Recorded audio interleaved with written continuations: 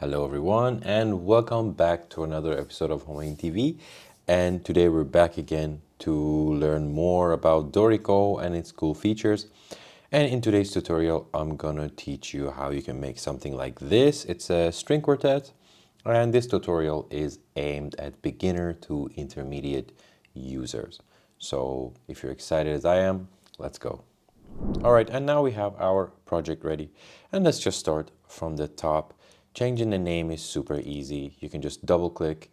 And this is a new feature, I think, from Dorico 5 that it asks you if you want to change it right here or you want to do it in the project info. I just suggest that you always open project info and change it there because then it's global and it will be kept in the system. So now I'm going to change it to your new piece.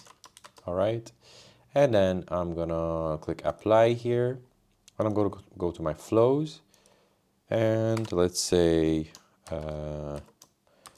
movement 1. Okay, I'm gonna click apply again. I forgot something. I forgot to change the composer name. I'm gonna change it to my own name, Homayoon TV. Okay, apply, and then close. Okay, super nice. Now we have everything here. And then we can just do whatever we want. And as usual, I always, if I'm engraving, I like to start with a time signature. And for that, I'm going to press on Shift and M to add a new time signature. And our first time signature is 3/8. And I just write 3/8 and click enter. What I'm gonna do now is I'm gonna add a new bar here. You can do it in two ways. You can either press Shift B to open your popover for the time signatures, or you can just go up here and click on this thingy here. This is called the system track, and press the plus button. And since before I had two more of these guys, I'm just going to double click. So I click 2 times, and as you can see, I have now 3 bars, empty bars here. Now I'm going to add a 4/4 here because we're just going to keep on doing our time signatures. Shift and M to initiate the popover, and it was 4/4, right? Yeah, 4/4. And well, something interesting here is that Dorico summed up what was there from before. Well, it doesn't really matter. It just summed up the space that it had. So I'm just going to click again here. And then I have now a 4/4. So it doesn't really matter if something like this, just add another bar or just go with it. It's not really something important. Hey, so I wanted to introduce you to something cool. It's called a shortCUP, and it actually is a cup with shortcuts on it. And this one is fully compatible with Dorico. Link in the description below. All right, and now I'm going to continue with adding some more stuff. I'm going to press Shift and T to initiate my tempo popover. I'm going to write what it was before, agitato, and as you can see, it's right here. I'm going to press enter, and it's added there. And I would like to add a tempo equation here.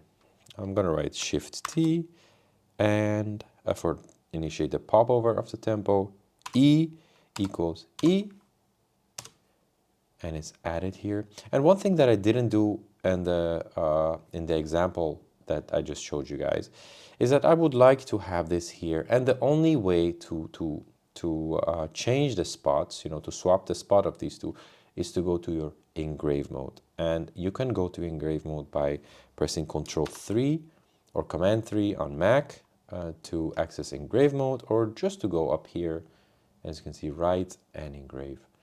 I just click on engrave mode and it goes to engrave mode, and then you can just easily grab the stuff and just change their position.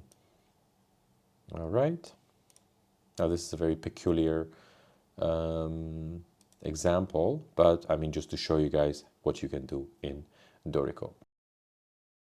All right, and that is easy to do. What I'm gonna do to enter notes or rest in Dorico, I press enter to go into note input mode, and I press the duration that I want. So for example, 5, 6, 7, 8, whatever the duration that is. As you can see in the left, it's changing the duration. And then I will press the pitch. So it's an 8 note, and I'm going to press E here. And if you're a finale user, you can also do the other way around. So that's not really any issue in Dorico. They already added this feature, which you can do pitch before duration, or if you want duration before pitch. Now I'm going to add a dot to add a staccato here. I'm going to go here and add it. As you can see, also there is the shortcut here, which you can use the button on your keyboard. Then I will just copy it. This is also a simple way to do stuff. If it's just the same thing, you can just copy, paste, all right? And then paste again, and then paste again. And then what I'm gonna do now is that I'm gonna just easily change the pitch. I'm gonna hold Alt, and I'm gonna go up and down on my keyboard. On Mac it might be another modifier, so be aware. All right. Yeah, I think on Mac would be Command. So Command up and down. Then I'm just gonna go like this. Then, and also an important thing, if you want to get fast in Dorico, if you just press up and down, it's gonna move into your notes, right? But then if you use Alt, it will just do it diatonically, just go up and down. And then if you do Alt and Shift, it's gonna do it chromatically, okay? So this is a really fast way of doing things, and I also like to do it like this. And we added all the pitches. What I'm gonna do now, I'm just gonna select all of them and press the note next to the staccato, which is on your keyboard, is the same. It's the accent. And I've already added an accent here. And while all of your notes are selected, I'm gonna press Shift D, all right? And then I'm gonna press, well, what was the dynamic? Yeah, F, and then pesante. Okay, super neat. Everything is at the same time added there. Super lovely. All right, let's continue. I'm just gonna add some more notes here. Oh, sorry. And I'm using the same. Oh yeah, something interesting here. Look, here, as you can see, the tempo equation thing, the thingy that I add here, it just jumped down because Dorico was accounting it for the layout that it was before. Okay, so my suggestion is that if you have some of this weird stuff that you want to do, don't do it in the beginning, do it at the end of your project, that everything is nice, and then you just do the final touches. Because if your bars and the spacing changes, then you might have this kind of stuff, because I think this is connected to this note, and this note is moving forward, so it took this guy with it. Okay, so let's say I'm gonna just delete this, okay, because we don't need it now. And I just added the notes the same way as before, the D's here, but I'm gonna tell you another cool thing to add to your tools, is that if you press Shift I on your keyboard, you will have your, it's like the note stuff, the magic that you can do with the notes. So I'm gonna add a fourth here, super easy. I'm gonna just be like, hey, +4, and then it will add a fourth interval on top. If you add a minus, it will add a minus.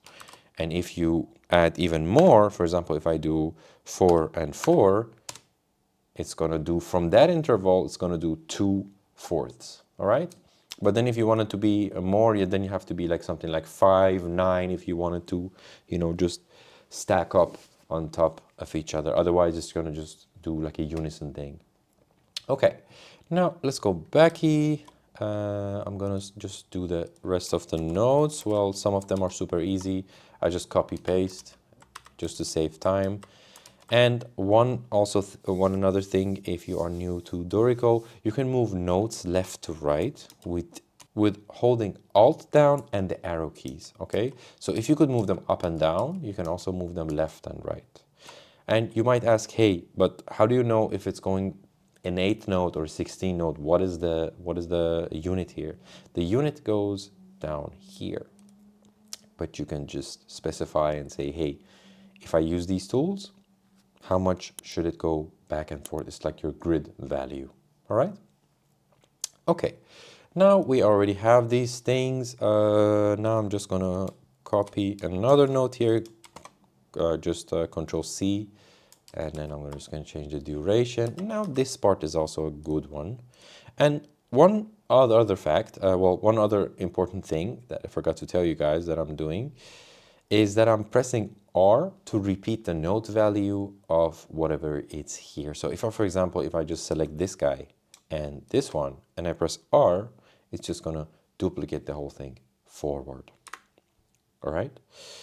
And the same goes with everything else. R just repeats the whole thing.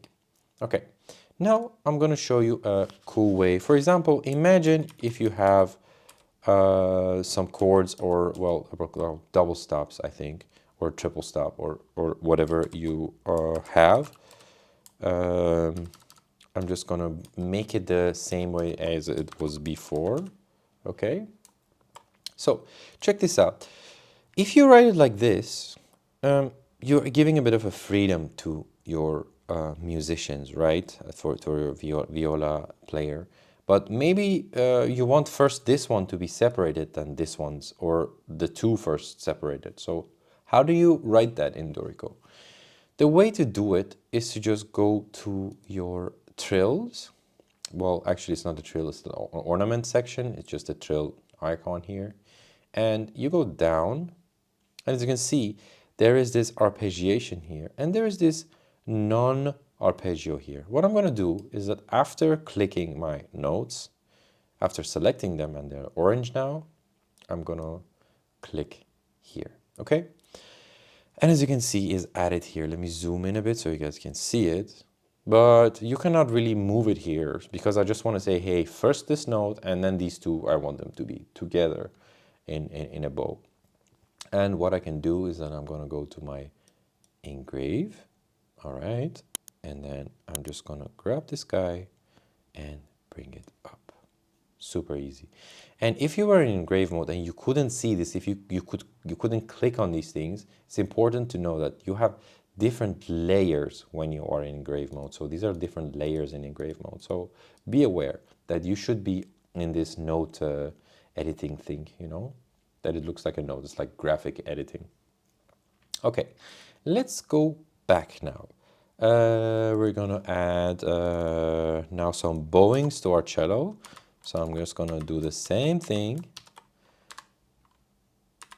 Okay, some bowings. I'm gonna put my bowing with an S. It's just a slur, just the same function. And I'm gonna add a glissando here. What I'm gonna do is that I'm just gonna click on this note and press on glissando here. It's the same toolbar that we had, the ornaments on the right panel. Okay, cool. Now let's go to our last bar that we're doing some cool stuff with it. And now look, I can choose to just from the beginning add a rest here, or I can just go to the right a bit. You see, you can just choose the way you want to add your note, which is pretty handy. So you don't have to swap between tools all the time. You're just in the note input mode now. And what I'm going to do now is that I'm just going to add a G here. Okay. And then I'm going to add an A. But in our notes before, these guys were like G, A, G, A, G, A, G. And I'm going to just select both of them and then double and then double. Okay. And then there was this last G, which I double this, and then I bring it down with Alt and arrow down, okay? And then I'm gonna move everything up an octave, and you might ask how I did that.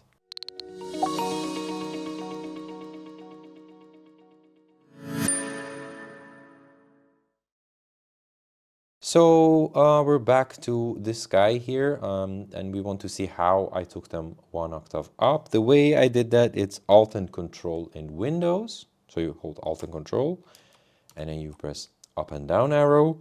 And in Mac, it will be Control and Command. Okay? So Let's see. And I'm gonna add my slurs here, super nice and handy. Now let's see, we have one interesting thing here. I want to add some harmonics here, okay? And usually when you want to add something in Dorico, they should be down here, right?